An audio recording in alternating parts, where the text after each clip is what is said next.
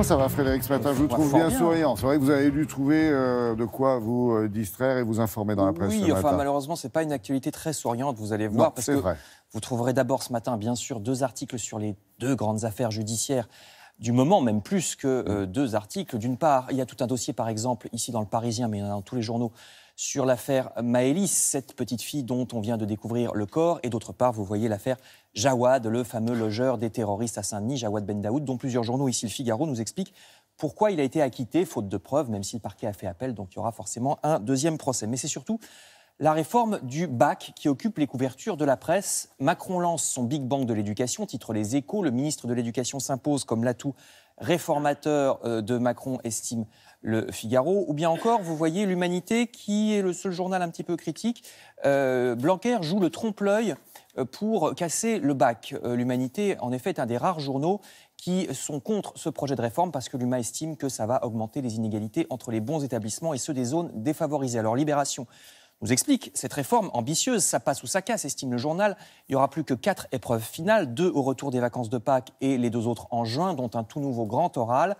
Il y aura aussi 10% de la note finale qui viendront du bulletin scolaire et le reste, c'est ce qu'on appelait autrefois les bacs blancs, c'est-à-dire des épreuves qui seront échelonnées tout au long du lycée, des épreuves anticipées. Cette réforme, c'est aussi la fin des filières.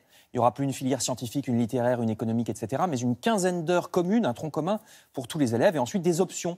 Le but, alors c'est un peu un lycée à la carte, le but c'est de casser la filière scientifique que tous les bons élèves essayaient de prendre, même si les sciences ne les intéressaient pas, parce que c'était l'excellence, entre guillemets.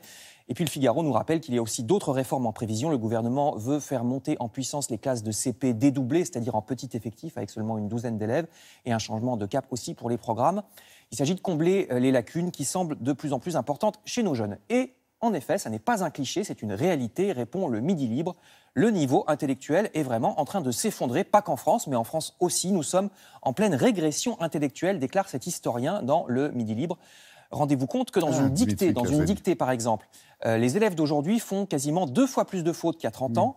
Il y a aussi de plus en plus de jeunes qui croient des idioties comme le fait que la Terre serait plate. Et cet historien que vous avez vu accuse très clairement Internet. Parce que les jeunes générations passent leur temps sur le web, où elles lisent n'importe quoi, puisque sur Internet, n'importe qui peut écrire n'importe quelle idiotie. Contrairement à un journal ou un livre qui, en général, est un peu pensé et un peu écrit par des professionnels.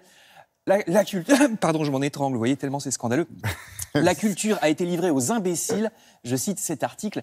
Il faut d'urgence replacer la culture générale au centre de nos préoccupations et ne pas se contenter de faire acquérir aux jeunes des compétences techniques qui permettent certes de trouver un boulot dans le meilleur des cas, mais qui les laissent complètement crétins.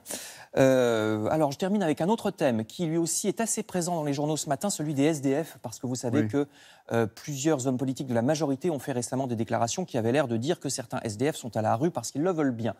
L'Humanité Libération nous parle donc ce matin des sans domicile fixe. L'UMA accuse, on ne sait même pas précisément combien il y a de SDF, parce que tout simplement l'État ne veut pas les compter afin de ne pas révéler l'ampleur de la catastrophe. On ne sait même pas non plus combien il y a de morts du fait de cette pauvreté dans la rue. Et Libération publie un grand reportage au plus près de ces personnes. Si certains SDF refusent en effet parfois d'aller en centre d'hébergement, c'est parce qu'ils sont invivables, parce qu'ils sont surpeuplés, parce qu'il y a trop de promiscuité. C'est ce que déclare un homme qui travaille d'ailleurs, c'est important de le dire. C'est un monsieur qui travaille dans un restaurant mais qui ne gagne pas assez pour se loger à Paris. Un scandale d'autant plus inacceptable que, regardez, je termine, la Finlande, par exemple, a réussi à diviser par 3 le nombre de SDF en construisant des logements, des vrais logements et non pas des centres d'urgence. Et le pire, c'est que ça ne coûte même pas forcément plus cher. Oui, merci pour toutes ces informations. C'est vrai, graves, importantes pour se distraire. Il y a des pages culturelles que vous faites pour nous. Tout à l'heure, entre 8 et 9, Frédéric, on compte sur vous.